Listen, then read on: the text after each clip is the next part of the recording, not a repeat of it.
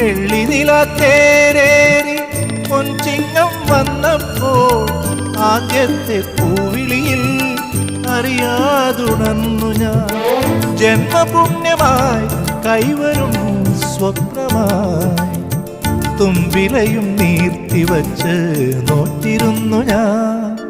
പാലാഴി തീരം കണ്ടു ഞാൻ, സ്നേഹത്തിനാഴം കണ്ടു ഞാൻ.